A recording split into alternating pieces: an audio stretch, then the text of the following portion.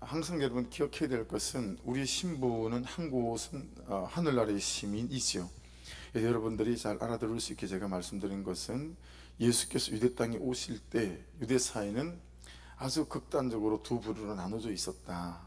한 부류들은 이 땅에 소망이 없다.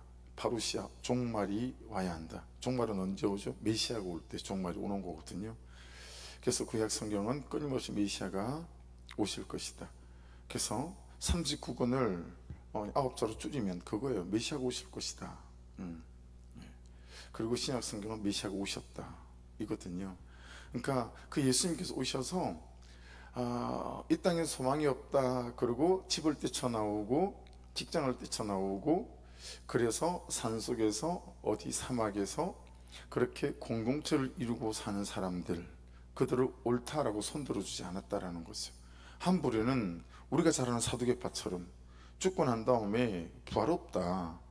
그리고 그냥 보이는 이 세상이 전부이기 때문에 이 현실에 집중해야 된다. 그게 일면 그 시대 많은 사람들에게 지지를 받았어요. 그래서 그 사람들은 보이는 게 전부다라고 했죠. 근데 예수님께서 그들의 손도 들어주지 아니하시고 그 사람들과 이 사람들의 교집합 부분, 그래서 우리 하나님은 저 영원한 천국, 그게 우리가 속한 땅이다라고 말씀하시면서도 이 땅에 살아가는 동안 우리가 또한 어떻게 살아야 되는가에 대해서 솔로몬을 통해서 말씀하고 있는 내용이 잠언이다 라고 하는 거죠. 그래서 잠언은 31장으로 구성되어 있죠. 하루에 한 번씩 한 장씩 이 잠언을 보아가는 것은 그만큼 이 땅에 살아가는 동안의 사람의 삶의 의미를 따지는 데 있어서 중요한 메시지다 라고 할 수 있는 거죠. 오늘 말씀은 의인과 악인이 강력하게 대조를 이루고 있습니다. 그래서 보시면 의인은 15가지를 말씀하고 있고 악인은 18가지를 말씀하고 있어요. 말씀을 절로 풀어가기 전에 한번 의인은 밑줄 그어보시고 악인은 가로를 넣든 동그라미를 해보시든 한번 해보시겠습니다. 그리고 묵상하시면 도움이 되시니까 2절 보십시오. 1절도 악인과 의인이 나오죠. 완전 대조지만 1절에 보시면 악인은 쫓아오는 자가 없어도, 그죠? 그 다음에 의인은 사자같이 담대하고, 그것도 대조이긴 하지만 악인과 의인에 대해서 말씀하는 게 되죠. 자, 의인만 먼저 한번 보십시다. 2절, 명철과 지식이 있는 사람이 의인이에요. 4절, 7절 두 번 나오는데요. 율법을 지키는 자 의인이고, 5절에 보시면 여호와를 찾는 자가 의인이다. 6절에 보십시오. 성실히 행하는 가난한 자 의인이라고 나오죠.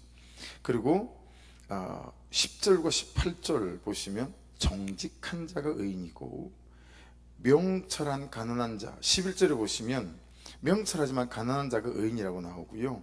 13절에는 죄를 자복하고 버리는 자, 14절에는 항상 주를 경외하는 자, 16절에는 탐욕을 미워하는 자고요. 19절에는 자기의 토지를 경작하는 자, 20절에는 충성된 자가 의인이다.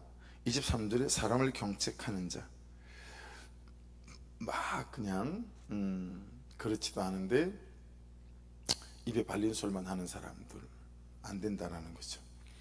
여호와를 의지하는 자 25절에 의인이고, 26절에 보십시오. 지혜롭게 행하는 자 의인이고, 27절 가난한 자를 구제하는 자가 의인이고, 보시면 두 번 나오는 데가 있으니까 4절과 7절 율법을 지키는 자, 그리고 정직한 자 10절 18절 따지면 사실 17개죠. 의인이 17개가 나와요. 악인을 한번 보십시다. 3절에 보시면 가난한 자를 학대하는 가난한 자, 나중에 설명을 드릴게요. 가난한 자를 학대하는 가난한 자가 누군가? 그게 악인이래요. 4절 율법을 버린 자, 6절 사고케 행하는 부자, 7절 탐닉하는 자를 사귀는 자, 10절 정직한 자를 악한 길로 유인하는 자도 악인이고요. 13절 자기의 죄를 숨기는 자, 14절 마음을 강팍하게 하는 자, 16절 무지한 치리자, 17절 사람의 피를 흘리는 자, 19절 방탕을 쫓는 자, 20절 속히 구하고자 하는 자, 22절 악한 눈이 있는 자, 23절 혀로 아첨하는 자, 24절 부모의 물건을 도둑질하고 죄가 아니라고 하는 자, 24절 멸망케 하는 자, 25절 마음이 탐하는 자, 26절 자기의 마음을 믿는 자, 27절 가난한 자를 못 본 채 하는 자, 이렇게 18개예요. 이렇게가 오늘 말씀에서는 악인이다. 그렇게 의인과 악인을 딱 대조해서 그렇게 말씀하고 있습니다. 그렇게 전체적인 흐름을 염두에 두시고, 자, 1절 보시겠습니다. 악인은 쫓아오는 자가 없어도 도망하나 의인은 사자같이 담대하니라. 여기서 악인은 라샤라고 해요. 그러니까 죄를 범한 죄 있는, 의인은 차티크라고 하는데요, 죄가 있었던 사람이에요. 그리고 죄를 지었던 사람이에요. 자, 그러니까 그렇게 보면 어떻게 되죠? 악인도 죄인이고 의인도 죄인이었었어요. 그렇죠? 악인도 죄인이고 의인도 죄인이었었어요. 근데 무엇이 이렇게 차이를 만들어냈을까요? 회개와 회심과 통회와 자복이 없는 사람하고 회개와 회심과 통회와 자복이 있는 사람의 차이가 이 차이를 만들어내는 거예요. 똑같은 죄인인데 어떤 사람은 의인이 되고 어떤 사람은 악인이 되는 거예요. 우리가 신약적 기독론적 입장에서 말씀을 드린다면 예수를 믿는 자와 믿지 않는 자라고 할 수 있겠죠. 또 하나는 내려놓음과 맡김입니다. 여러분, 우리 이것을 무엇이라고 부르죠? 내가 하나님 앞에서 내려놔요. 그리고 또 맡겨요. 우리는 이걸 믿음이라고 부르죠. 그래서 의인은 사자같이 담대해요.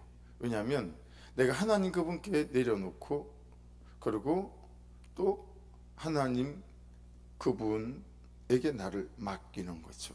마치 모세를 나일강에 띄웠던 모세 엄마처럼 말이에요. 그렇죠? 하나님을 참 부모로 여기고, 야, 내가 너의 참 엄마가 아니라 하나님이 너의 참 부모님이다 라고 나일강에 맡기는 그런 맡김, 이게 믿음 아닙니까? 그렇죠? 이는 믿음이 악인과 의인을 가르는 기준이 되어지는 것이죠. 자, 그런데 여러분, 그 1절에 의인은 사자같이 담대하니라 있죠. 이 사자가 케피르라고 하는데 아주 어린 사자예요. 고양이 같은. 그러니까 의인조차도 사자같이 담대하리라 이렇게 말씀하고 있는데, 여러분, 의인이어도 내가 힘이 있고 내가 대단해서 담대한 것이 아니고요, 그냥 사자이어서 담대한 게 아니라 이 의인의 죄를 대속하신 예수 그리스도를 의뢰하고, 그리고 내가 의지하는 분 예수 그리스도 때문에 이 의인이 사자같이 담대할 수 있다라고 하는 거예요. 여기에 사자는 막 제대로 자란 그런 힘이 있고 막 그런 사자가 아니라 어린 사자다라고 볼 때, 의인조차도 우리가 할 수 있다, 준비됐다, 이것 때문에 의인이 아니라 그냥 너무 어린 사자라 아버지를 의지할 수밖에 없는 그 어린 사자, 이게 의인의 범주 안에 속한다라고 보면, 여러분, 우리 어떤 지식이나 또는 체력이나 강함이나 이런 것들이 의인의 기준이 되어지는 것이 아니고, 얼마나 하나님께 내려놓고 얼마나 하나님께 내어 맡기는가, 그것이 우리 의인이다 아니다를 결정짓고 우리가 강하다 강하지 않다를 결정짓는 기준이 된다라고 하는 것들을 깨달을 수 있는 거죠. 할렐루야. 2절 같이 한번 읽겠습니다. 시작. 나라는, 국가는 이 말입니다. 국가, 나라는 죄가 있으면 주관자가 많아져도 명철과 지식 있는 사람으로 말미암아 장구하게 되느니라. 여러분, 이스라엘의 분열이 시작된 게 누구 때죠? 솔로몬의 아들 르호보암 때잖아요. 그리고 북이스라엘의 왕이 되는 사람이 여로보암 1세죠.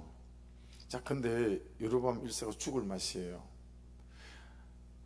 나라는 하나님께서 쪼개가지고 10지파와 북이스라엘을 건설했으니 2지파로 쪼개진 남유다보다 훨씬 더 세 보인다 이 말이에요.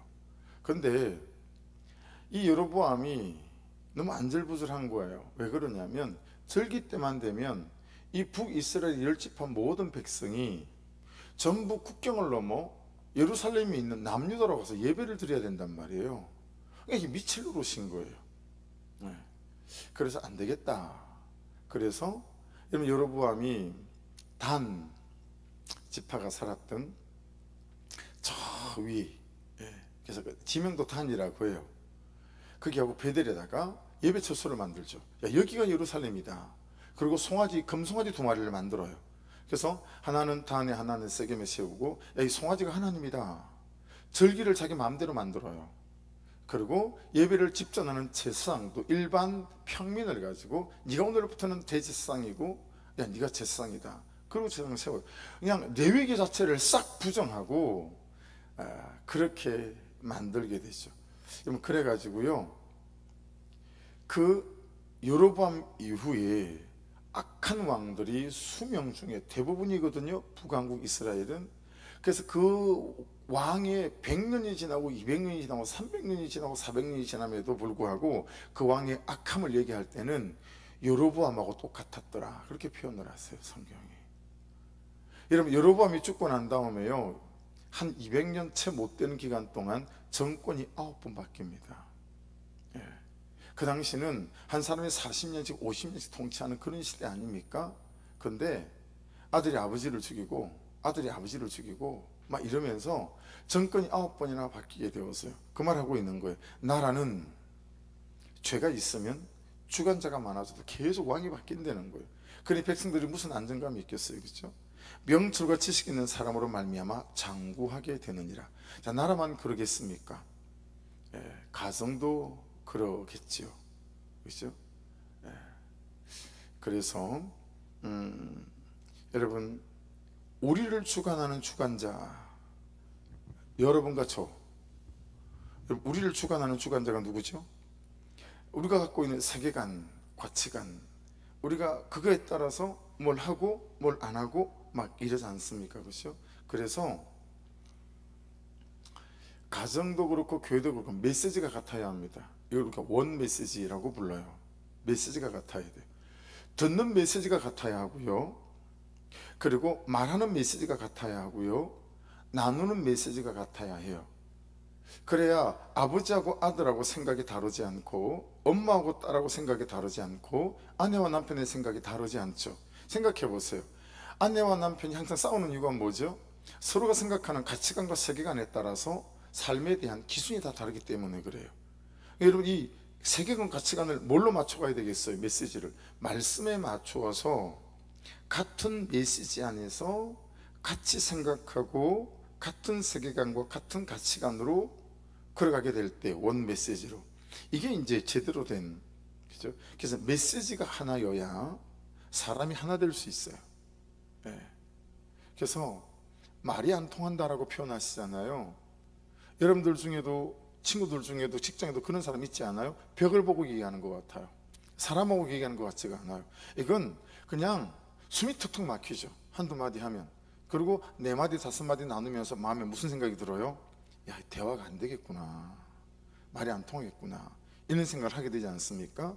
그래서 같은 말씀을 보고 같은 말씀을 듣고 같은 말씀을 묵상하고 그 말씀에서 같은 죄들을 보고 그 말씀에서 나를 향하신 하나님의 계획들을 같이 봐가는 거, 이게 너무너무 중요한 거예요. 어린아이 때부터 그리고 부모님까지. 그런 면에 있어서 여러분, 다른 메시지들을 접하지 않는 것들이 되게 중요합니다. 그래서 자주 말씀드리잖아요. 유튜버 가능하면 구속사의 복음 안에 서갈 때는 구속사의 복음으로 같은 메시지로 내 세계관과 가치관들을 가져가는 것들이 이 구속사의 복음을 경험하기가 가장 좋고 내 삶이 다루어지기가 가장 좋은 것이니까요. 어떤 다른 내용들로 말미암아 메시지가 다른 것들을 붙잡지 않는 이 은혜가 되게 중요하겠죠. 그래서 우리 자녀들을 제가 키우면서 이제 가장 후회하는 것들이 그런 거 아니겠습니까? 그렇죠? 그래서 아빠 그건 꼰대야 이런 말을 듣는 그 꼰대라고 하는 말이 제가 생각할 때는 지극히 상식적이고 보편적이고 윤리적인 거. 아빠 왔다 그리고 현관문을 열고 들어가는데 소파에 그냥 앉아있는 아들을 보고 딸을 보면 전 교육을 그렇게 받은 법이 없으니까 벌떡 일어나서 오셨어요? 라고 하고 앉든가 그래야 되는데 그냥 소파에 앉아있는 상태로 아빠 뭐 이런. 그래서 야 그건 좀 아닌 것 같지 않니? 그러면 아빠 그러면 꼰대 소리 들어요 뭐 이런. 이건 여러분 그냥 간단한 사회생활일 수 있지만 그것 가지고 뭐 큰 다툼이 일어나지는 않잖아요. 그런데 믿음이라고 하는 영역 안에서 내가 믿는 바 그리고 내가 사는 바, 이 사는 바를 결정하는 게 믿는 바잖아요.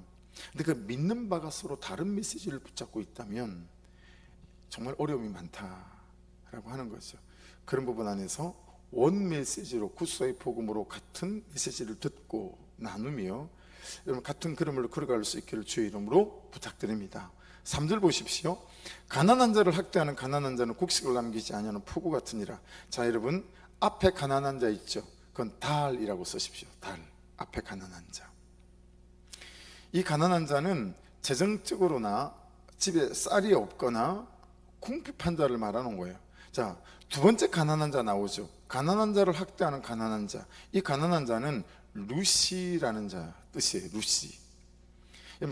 가난한 자를 학대하는 뒤에 가난한 자, 이건 없는 자라는 뜻입니다. 이 가난한 자, 없는 자, 뭐가 없을까요? 은혜가 없고 특별히 말씀이 없어요. 하나님이 없어요. 그래서 가난한 자를 학대하는 가난한 자예요. 그런데 이 가난한 자를 학대하는 가난한 자는 곡식을 남기지 아니하는 폭우 같다라고 하는 거예요. 그러니까 여기 지금 우리가 좀 흙을 쭉 쌓았잖아요. 좀 복토를 했는데 마침 저쪽에서 공사하면서 바로 복토한 그 다음날 야자매트 하나에 막 제법 비싸거든요. 막 10만 원씩 하는 그런 야자매트를 26개 그걸 여기다 쭉 깔았어요. 근데도 또 비어있는 데가 있고, 그리고 제가 없는 사이에 그 야자매트가 끌려 내려가지 않도록 한 2m씩 끄집어 올려놨는데 이쪽 중앙에 흙을 쭉 긁어 가지고 여기를 덮은 거예요. 그러니까 여기가 낮잖아요. 물이 다 고이는 거죠. 그러니까 물이 고이니까 야자매트가 없는 한쪽을 파고 들어가지 않겠어요? 그래서 지금 저 뒤쪽에 가보면요, 진짜 구덩이가 얼마나 큰 구덩이가 됐는지 막 흙이 다 쓸려 내려가 가지고 오늘 아침에 막 뛰어 올라온 모양이에요. 밭을 한 분 계세요. 전삼이 놀래 가지고 혼자, 저도 8시 좀 못 돼서 왔는데, 그래서 막 비옷을 입고 막 물 내려가는 데를 저쪽에 막 만들고 막 그랬더라고요. 지금 여기가 그런 거예요. 곡식을 남기지 아니하는 폭우 싹 쓸고 내려가는 거예요. 가난한 자를 학대하는 가난한 자 싹 쓸고 내려가. 나 혼자 죽지 않아요. 다 같이 고통스럽게 만들어요. 말씀이 없는 자, 하나님이 없는 자, 그리고 말씀이 지식으로는 있으나 말씀이 삶으로 없는 자, 같이 쓸고 내려가는 거죠. 저는 이 말씀이 목사이기 때문에,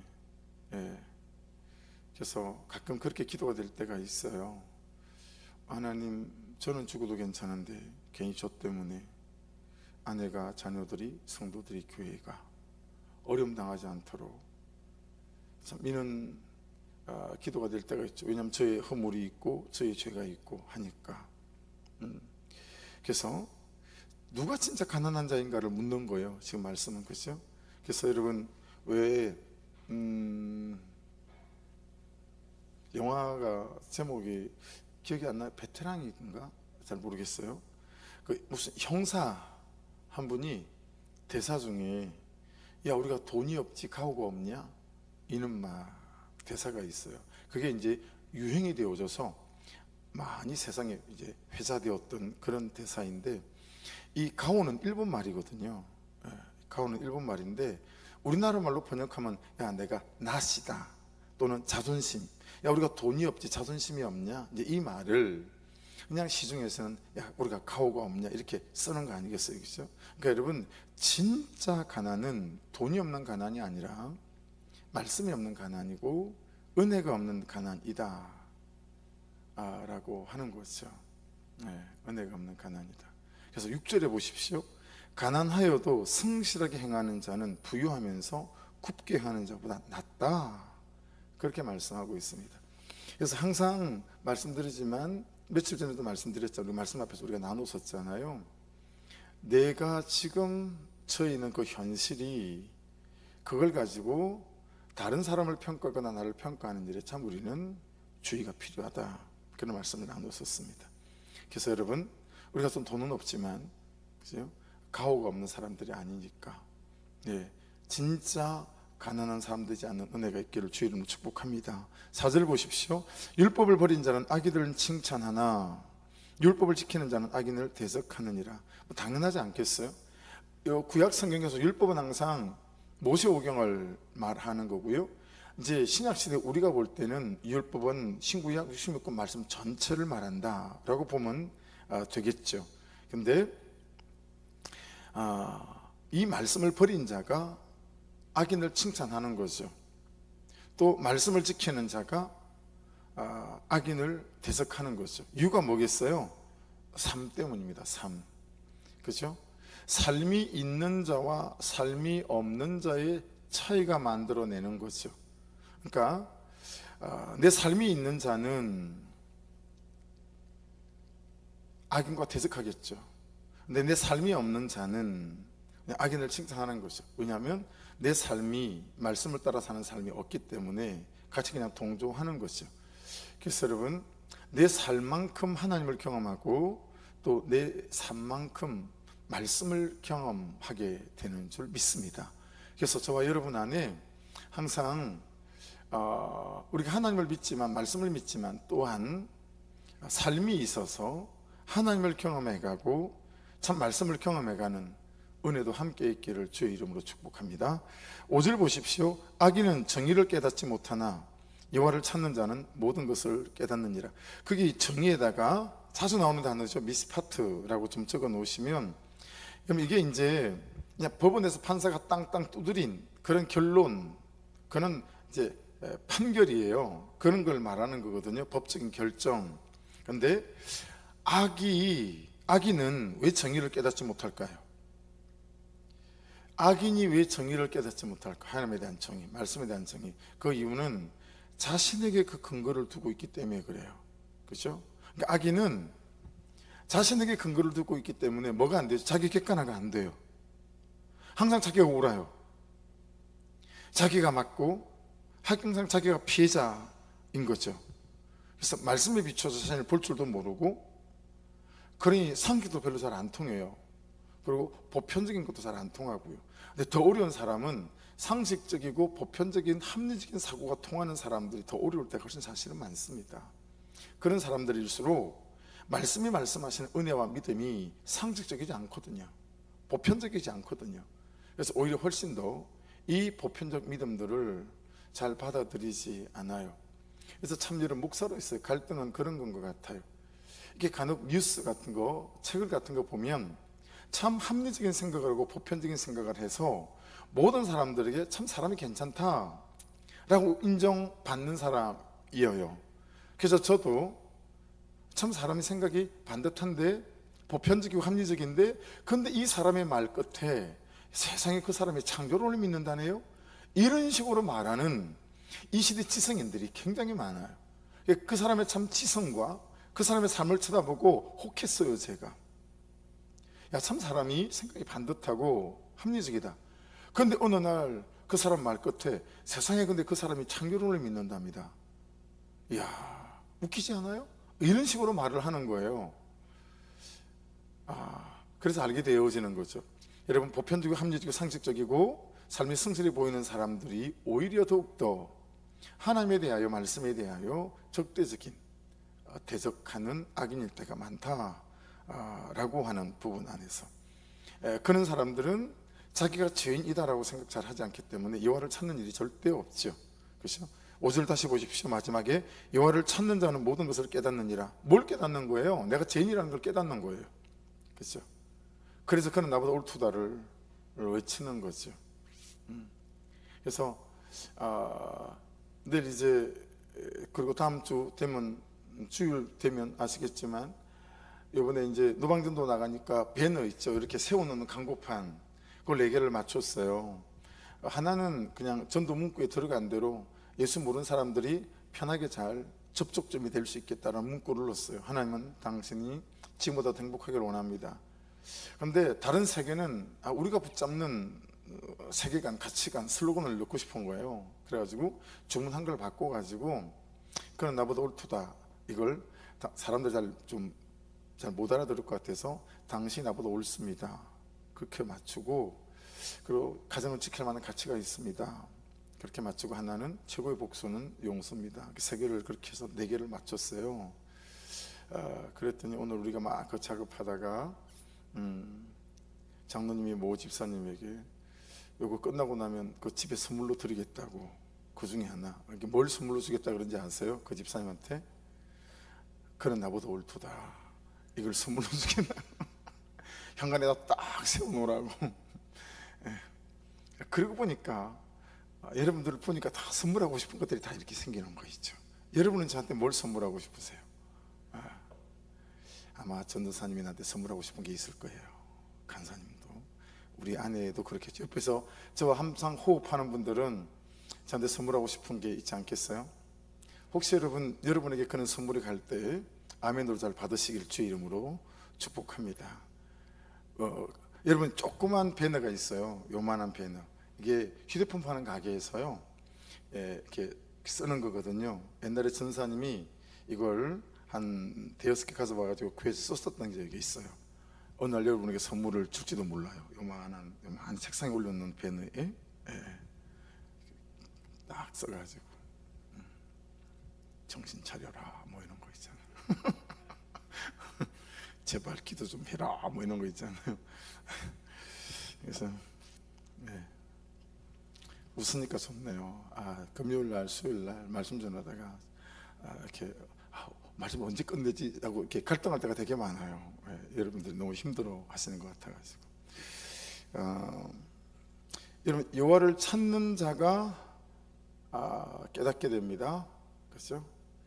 이 가정에 어디서 문제가 있는지를 깨닫게 되고, 내 삶에 무엇이 문제인지를 깨닫게 되어지고, 그런 거죠.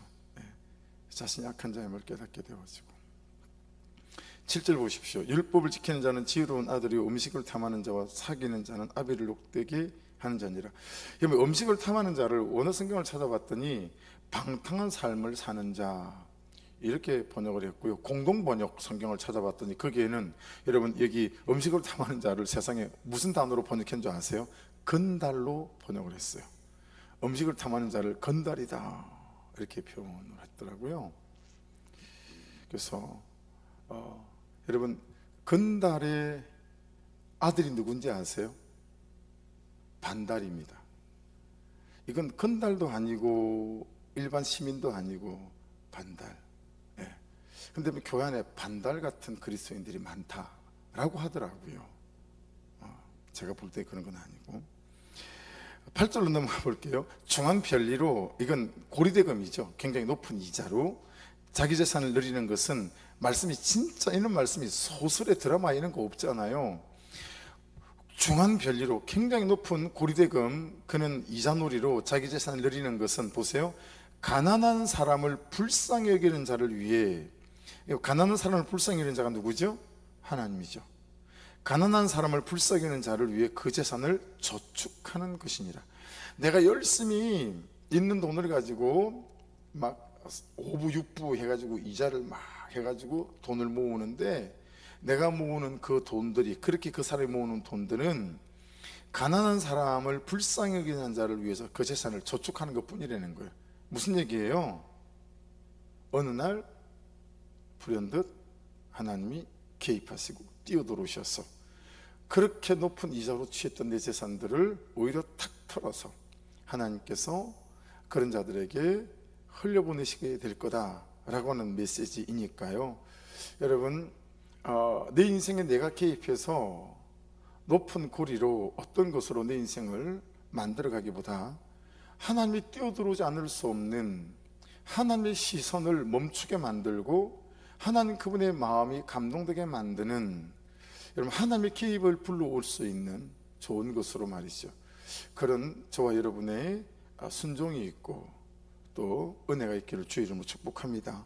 9절 보십시오. 사람이 귀를 돌려 율법을 듣지 않으면 그의 기도도 가증하니라. 생각해 보세요. 아내가 말을 하는데 남편이 귀를 닫고 안 듣는 거예요. 근데 자기가 말을 할 때는 아내 귀를 딱 붙잡고 와서 자기 입 앞에다 대놓고 막 말을 하는 거죠. 이 표현이 그런 식이에요. 하나님 말씀하실 때 내 귀를 닫는 거예요. 그런데 내가 기도를 할 때는 하나님 귀를 붙잡고 하나님 귀에다 대고, 아셨죠? 이 기도 이거 모레까지 돼야 되는 거예요. 이런 식의 그런 태도, 그런 신앙생활은 너 가증한 거다 라고 말씀하고 있는 거예요. 이 말씀들을 가지고 이제 나를 이렇게 비교해 봐야 하겠죠. 그죠? 10절 보십시오. 정직한 자를 악한 길로 유인하는 자는 스스로 자기 함정에 빠져도 성실한 자는 복을 받느니라. 자, 여러분 생각해 보세요. 묵상해 보세요. 정직한 자를 악한 길로 유인하는 자는 스스로 자기 함정에 빠져도 성실한 자는 복을 받는다. 그러니까 전제가 있는 거죠. 하나님은 살아계시고 하나님의 공의도 살아계신다라고 하는 것을 말씀하는 거죠. 성실한 자 있죠? 언젠가 이거 설명해 드린 것 같아요. 탐임이라고 하는 단어. 이게 성실한 자는 탐임이에요. 탐임이 뭐였죠? 번제를 드릴 때, 화목제를 드릴 때, 내가 일주일 뒤에 번제를 드려야 되는데 이번에는 소를 가지고 갈까 양을 가지고 갈까 갈등하는 거예요. 여러분, 소의 값과 양의 값이 굉장히 차이가 있지 않습니까? 양을 선택했어요. 양을 선택했는데 이놈을 가져갈까 저놈을 가져갈까 하는 거죠. 근데 이놈은 시장에 갖고 나가면 대단히 값도 많이 받고 얘 털도 너무 좋아요. 젖도 너무 잘 나와요. 얘 빼고 시장에 갖고 가도 누구도 사가지 않을 만하고 잡아서 고기를 먹으려도 고기가 질겨서 먹을 수 없을 만하고 그런 놈을 고르고 골라서 제물로 딱 선택하는 거예요. 그리고 가져가서 하나님께 예배 드리는 그 제물이 탐임이에요. 탐임.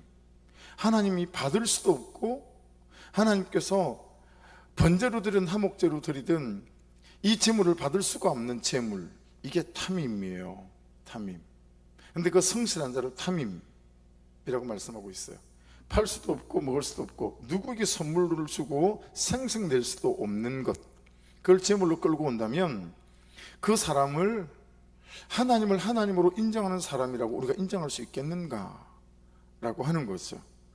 하나님을 살아계신 하나님이라고 믿는 사람이라고 말할 수 있겠는가 라고 하는 거죠.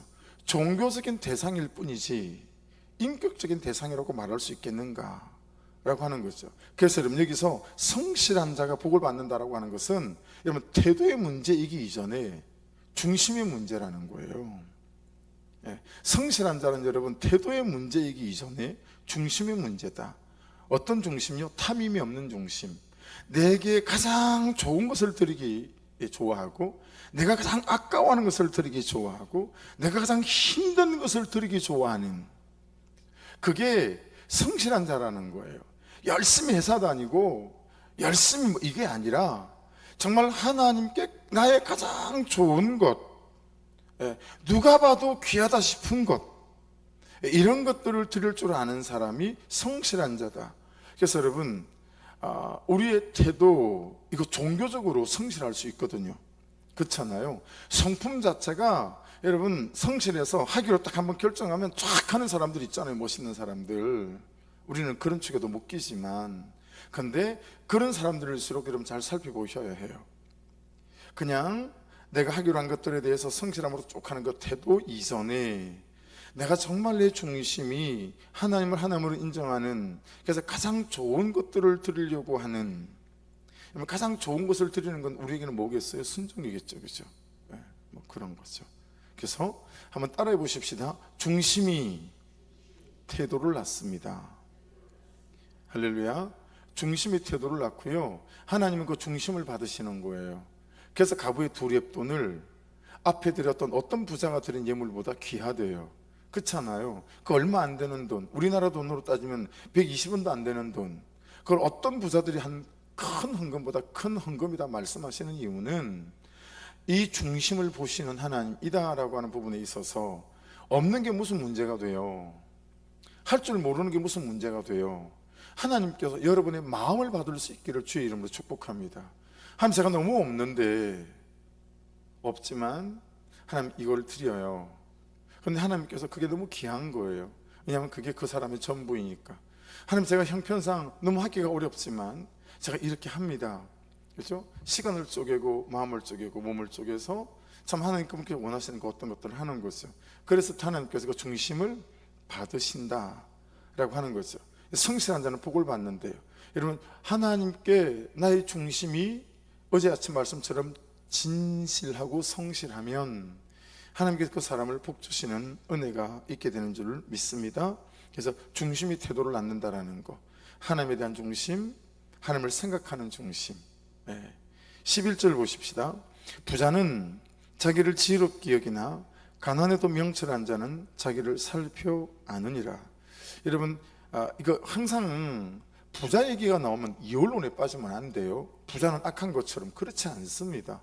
하나님께서 재물을 주셔서 재물을 흘려보내는 통로로 쓰는 사람들이 얼마나 많습니까? 그렇죠? 그래서 이혼론에 빠지면 안 돼요. 그런 말씀이 아니에요. 마치 부자가 악하고 가난한 자는 뭐 선한 것처럼 그런 말씀이 아니다라고 하는 거예요. 재물은, 부자는, 성공은 사람을 우둔하게 만들기 참 쉽다, 교만하게 만들기 참 쉽다, 그 뜻이에요. 하나님 없어도 내 방법과 내 계획과 내 열심으로 내가 살아갈 수 있어, 그 뜻이에요. 너무 교만하게 만들기 쉽다라고 하는 거죠. 그래서 마치 아담이 에덴 동산에서 선악과를 따먹은 것을 신학 박사로서 세계 모든 영어권, 스페인권 그런 신학교에서조차 주교조로서는 우리나라 유명한 김세윤 박사님이라는 분이 계시거든요. 그분이 이 대목을 뭐라고 표현했냐면 하나님에 대하여 아담이 독립을 선포한 거다, 그렇게 표현해요. 하나님에 대하여 독립을 선포한, 이게 무슨 얘기예요? 저 하나님 없어도 행복할 수 있어요. 뭘로? 돈으로. 저 하나님 없어도 잘 살 수 있어요. 뭘로? 내가 가진 이런 어떤 것들로. 그거거든요. 근데 재물은 참 그러기가 쉽다라는 거예요. 성공은 참 그러기가 쉽다라는 거고, 우리의 어떤 가진 것, 이런 것들이 참 하나님으로부터 내가 독립을 선포하고 하나님 없어도 내가 충분히 잘 살 수 있을 것 같은데요 라고 하기 쉽다. 그러니 그거 조심해야 된다 라고 하는 거죠. 그래서 여러분, 왜 부어주시지 않는가, 왜 채워주시지 않는가, 왜 잘되게 하시지 않는가. 어쩌면 잘되게 하면, 부하게 하면, 부어주시면 하나님이 당신의 아들을 잃어버리실까봐 붙지 않는 일도 있지 않을까요? 4명의 자녀를 보면서도 그냥 내 자녀잖아요. 그런데도 얘는 돈을 가지면 되겠다 싶은 자녀가 있고요, 얘는 돈을 가지면 안 되겠다 싶은 자녀가 있어요. 물론 제가 우리 아이들을 만날 때 우리 아이들보다 못했던 사람이기 때문에 내만한 나이가 되어서 올 때 하나님께서 어떻게 간섭하실지 모르기 때문에 나보다는 훨씬 나은 사람들이 되어지겠죠. 근데 지금의 시점에서 볼 때 사람의 아들을 볼 때도 야, 돈을 맡으면 안 될 것 같은데 싶은 아들이, 자녀가 있는데 하물며 하나님께서 보실 때 저의 그릇을 모르고 여러분의 그릇을 모르시겠어요? 그래서 여러분, 참 은혜로 말씀으로 성령으로 잘 준비된 그릇들이 되시기를 주의 이름으로 축복합니다. 재정을 담아줄 수 있을 만한 그릇이 되시고 성공을 담아줄 수 있을 만한 그릇이 되셔서 그 성공과 재정으로 하나님을 영화롭게 할 수 있는 사람이 될 수 있기를 주의 이름으로 축복합니다. 그것들 가지고 유세 떨고 그것을 가지고 그냥 자기 배 두드리며 잘 먹고 잘 사는 사람, 그런 사람에게는 독이 되겠죠. 12절입니다. 의인이 득이하면 큰 영화가 있고 악인이 일어나면 사람이 숨느니라. 12절은 제가 그냥 그렇게 단순하게 썼어요. 야, 이게 우리가 기도할 이유이구나, 이런 거죠. 의인이 득이하면 나라의 지도자가, 그렇죠? 우리 가정의 우리 아버지가, 우리 어머니가 그렇게 의인이었을 경우에 큰 영화가 있겠지만 만일 악인이라면, 그렇죠? 사람들이 숨는다. 여러분, 이런 것들 우리가 정치 지도자들을 경험해 가며 회사의 사장들을 경험해 가며 한 번씩 경험해 본 바 아니겠습니까? 그렇죠? 제가 가출을 해서 첫 번째가 철가방 3개월쯤 했는데 커피를 배달하는, 옛날에는 여러분 MJC 커피라고 미주 사는 커피 유명한 게 있었어요. 그게 원두 커피예요.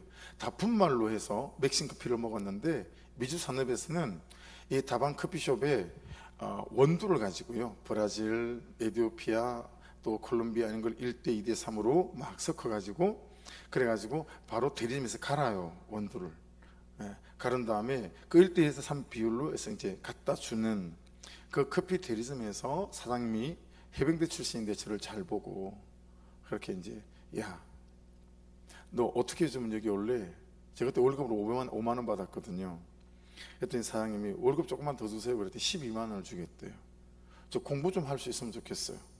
왜냐하면 3개월 때가 그만둘 때 왜 그만뒀냐면 이발소에 짜장면 배달을 갔는데, 이발소는 큰 거울이 있잖아요. 문을 열고 들어섰는데 그 거울로 눈이 딱 마주친 사람이 제 중학교 3학년 같은 반이었던 이상엽이라고 하는 친한 친구였었어요. 걔는 머리를 깎고 앉아있는 고등학생이고, 저는 짜장면을 배달하는 철가방이고, 이렇게 맞닥뜨린 거 아니에요.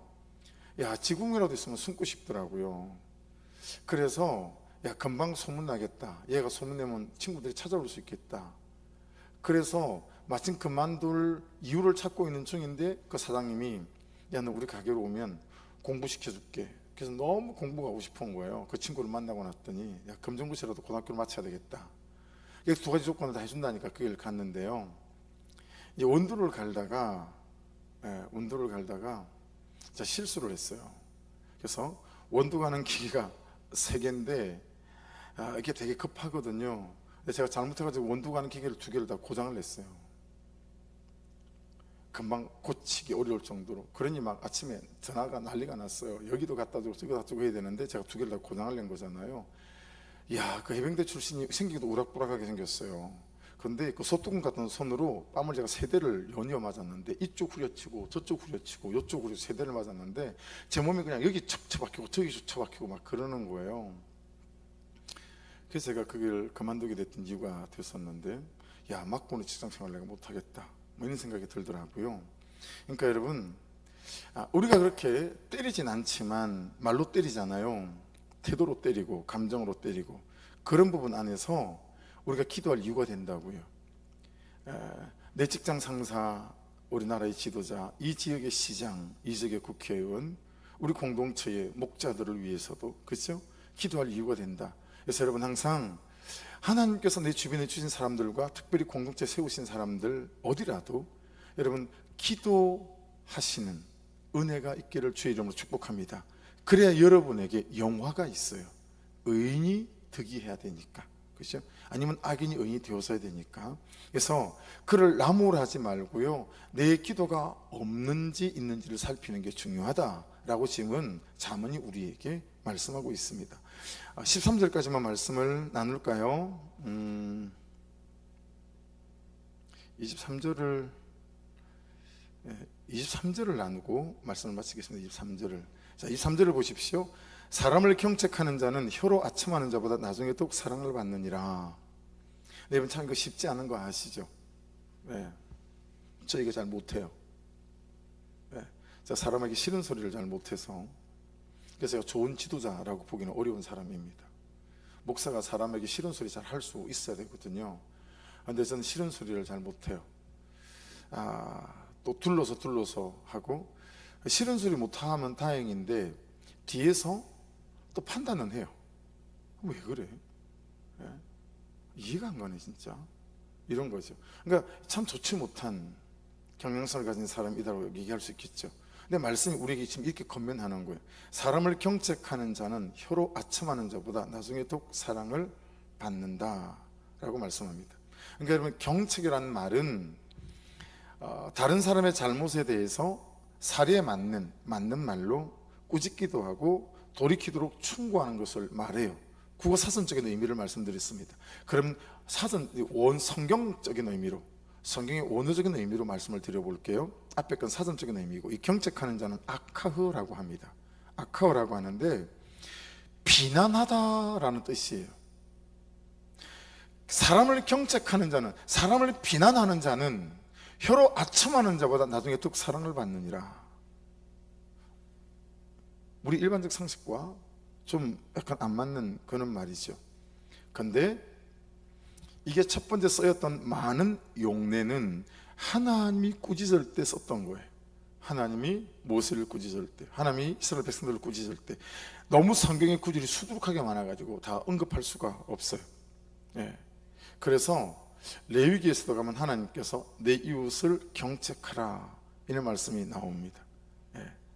그런데 이걸 굉장히 순화시켜서 너는 내 이웃에게 이야기할 수 있어야 된다 이런 식으로 번역이 되어져 있습니다. 왜 그러냐면 여러분, 이 비난하다라고까지 원어적인 의미를 갖고 있는 이유는 그렇게 되지 않을 때, 물론 전제는 있습니다. 사랑이라는 전제는 있고, 말씀드렸죠, 진심에 대해서. 그렇죠? 제가 어제 아침에 했나요? 그제 아침에 했나요? 이게 진심을 전제한 처방, 말씀드린 것처럼 똑같은 의미예요. 그런 의미들 안에서 여러분,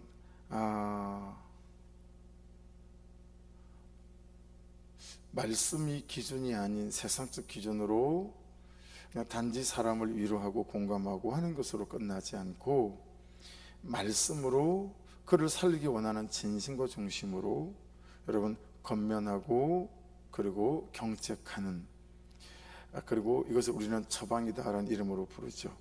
그래서 중요한 건 뭐냐면 준비되는 거예요. 내가 준비되고 그가 준비되는 거예요. 내가 준비되는 건 뭐예요? 그 영혼에 대한 진심인 거죠. 이게 내가 준비되는 거예요. 그가 준비되는 건 뭘까요? 일상의 나의 삶에서 내 진심이 그에게 통해서, 나의 섬김이 그에게 통해서 내가 말하는 순간, 여러분, 진심은 뭐가 있다고요? 향기가 있고 맛이 있어요. 그래서 내가 말하지만 그게 나에 대한 비난이 아니라 그 사람이 어떻게 들어요? 나를 살리기 원하는 그의 진심이 내게 묻어지는 거죠. 그게 그 사람이 준비된 거예요. 이게 실상은 여러분, 경책하기 위해서는 준비를 누가 다 시키는 거예요? 내가 다 시키는 거예요. 그러니까 아들이, 자녀가, 아내가, 남편이 내가 경책했는데 분노가 일어난다면 준비가 안 된 거예요. 그렇죠? 내가 준비가 안 됐거나 내가 그를 준비를 못 시켰거나, 내가 일상에 그를 사랑하고 그를 존중하고 그를 순종해가는 내 삶이라면, 여러분, 그의 남편의 어떤 잘못에 의한 아내의 남편을 향한 경책은 남편이 어떻게 받아들일 수 있는 거죠? 나를 향한 아내의 진심으로 받아들일 수 있는 거죠. 그래서 그 경책, 그 처방에 정말 맛이 있고 향기가 있는 거죠. 그래서 참 그런 사람이 못 돼서 앞에서는 얼굴이 울그락불그락 할 수 있으나 돌아서서는, 사무실에 앉아서는, 차를 타고 가다가는 카톡 하나 보내는 거죠. 그래, 맞아, 당신 말이 맞는 것 같아, 내가 잘못한 것 같아, 그렇게 말해줘서 너무 고마워. 이게 여러분, 경책하는 사람이 준비됨, 경책받는 사람이 준비됨, 그렇게 여러분 우리가 세워져 갈 수 있는 것 아니겠어요? 그렇죠? 그래서 여러분, 참 처방할 수 있을 만한 준비된 사람이 각자 되어져 가기를 원하고, 저도 여러분도 또 항상 내 주변에 잘못된 사람들에게 경책할 수 있을 만한 준비시키는 자로 또한 세워져 가는 은혜가 있기를 주의 이름으로 축복합니다. 그래서 내 주변에 주신 사람들을 그냥 못 본 척, 잘 못하고 있음에도 불구하고, 자꾸 말씀을 떠나고 있음에도 불구하고 지 인생 지가 사는 거지 뭐 어쩌겠어.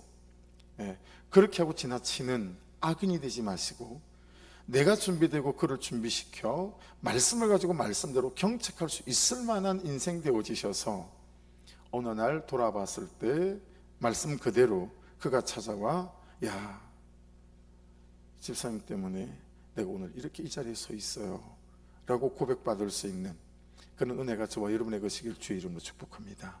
기도하겠습니다. 말씀 붙잡고 같이 한번 기도하죠. 그리고 자유롭게 기도하십시다. 네, 기도하시고, 아버지 하나님, 은혜를 부어주셔서 이 장언의 말씀이 사실 이제 이 23장 이후로는 하나님께서 솔로몬에게 직접 기록하게 하신 잠언이 아니고요, 이제 히스기야를 통해서 솔로몬이 하신 말씀들을 이렇게 하나님께서 편집하게 하셔서 기록된 말씀들이거든요. 그는 잠언이거든요. 그러니까 오죽 고르고 골랐겠어요. 그렇죠? 정말 우리에게 살과 피가 되는 이제 그런 말씀으로 이렇게 정리된 잠언 말씀이에요.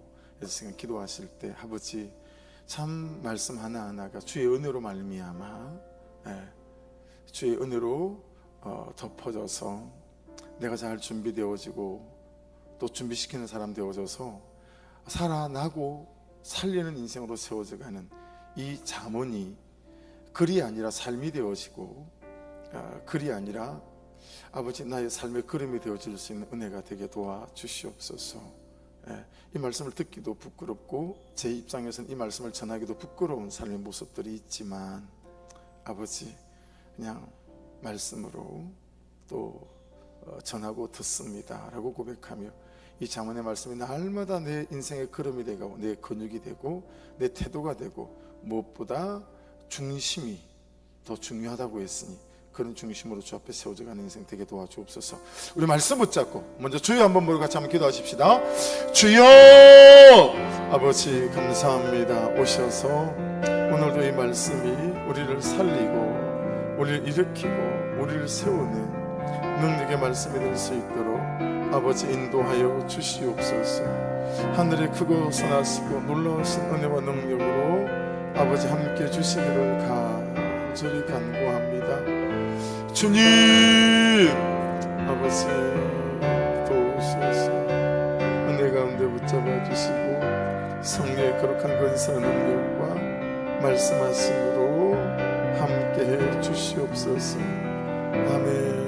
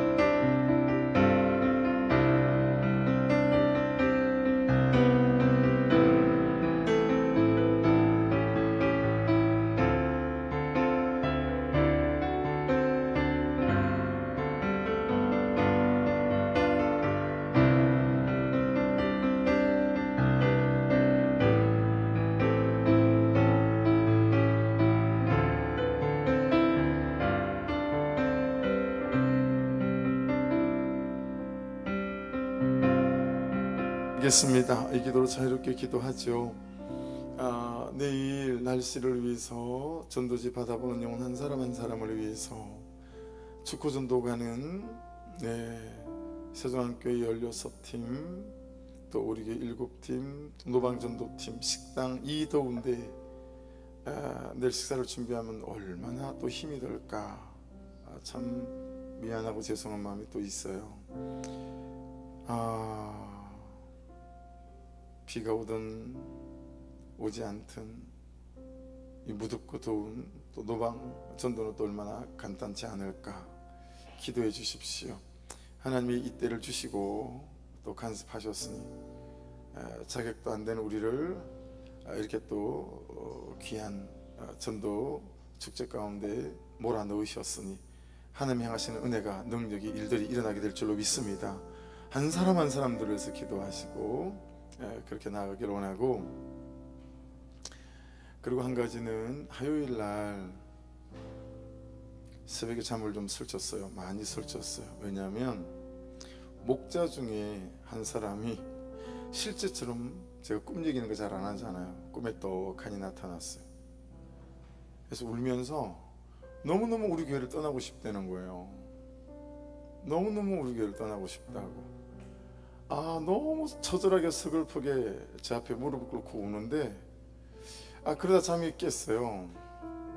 너무 힘이 드는 거예요. 너무 마음이 어려운 거예요. 그래서 처음에는 안타까운 마음보다 같이 힘이 빠지더라고요. 그러다가 제가 그 할머니한테 이렇게 싸돌아다닌다고 부흥되는 거 아니라고 귀가 안 들릴 정도로 기도하셔야 된다고. 제가 그 말 들었다고 그랬잖아요. 그게 연결이 되어져요. 그래서 전도행사 끝나고 이제 다음 주부터 정말 100일 작정으로 제가 기도를 좀 하려고 합니다. 기가 얼마나 기도해야 될지, 기가 멀지는 모르지만 얼마나 기도하면 정말 좀 하나님께 메어달리고 싶은 그 목자를 위해서, 다른 목자들을 위해서도, 다른 성도들을 위해서도 기도하며 주께 좀 나아가고 싶습니다. 여러분, 기도하고 싶지 않으십니까? 하나님께 메어달리고 싶지 않으십니까? 그분의 은혜로 좀 덮여지고 싶지 않으십니까? 정말 하나님이 필요하지 않으십니까? 이 밤에 기도하실 때 하나님 은혜를 부어 주십시오. 성령의 역사와 능력으로 기름 부어 주시옵소서 해서 이때가 그냥 힘들고 아프고 공고한 때 그때로만 지나가지 아니하고 오히려 더 하나님을 깊이 경험하는 아버지 요셉이 그 술 맡던 가는장을 만났던 그런 은혜 때가 될 수 있도록 아버지 간섭하여 주시옵소서. 우리 두 가지 기도 제목으로 우리 주여 부르고 기도하시고 또 우리 친구들은 앞으로 나오시고 목사님 기도하겠습니다. 주여 한번 부르고 기도하십시다. 주여 아버지